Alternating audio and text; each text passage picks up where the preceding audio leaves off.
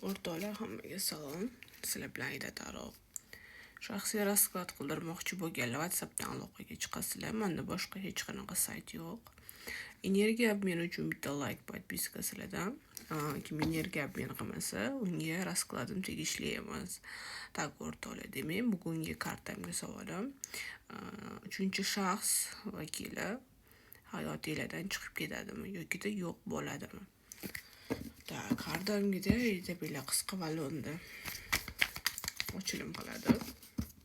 Sizlardan faqatgina butun fokusinglarni o'sha aqlingizda insonga qaratinglar, tamom. Hech nima aytishingiz shart emas. Tak, o'rtoqlar, ketdik.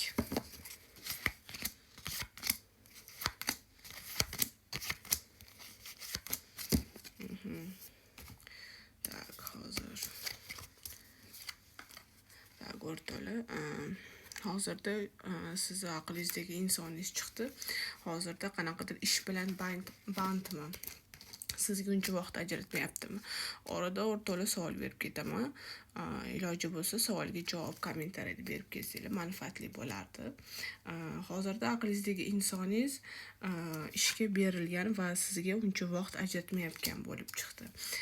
Ba'zilarni aqlidagi insoni qayoqqadir ketishni plan qilyapti. Ishga, o'qishga yoki yashashga. Tak, endi o'rtoqlar, 3-shaxs sizlarda chiqdi. 3-shaxs bor. Bilasizmi qanaqa chiqyapti?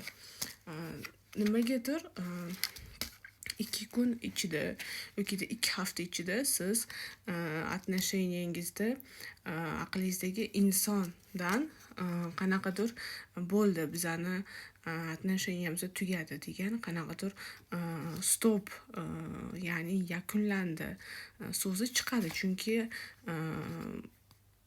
u insoningiz bu 3-shaxsni oldiga ketyapti. Va yo'q o'rtoqlar.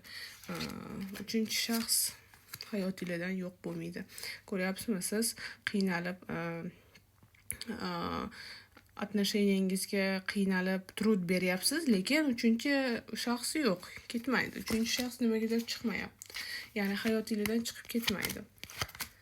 Va sizni отношениеңiz tugaydi. Shu chiqyapti.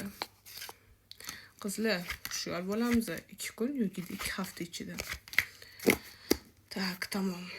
Sog' bo'lamiz o'rtoqlar, salomat bo'lamiz.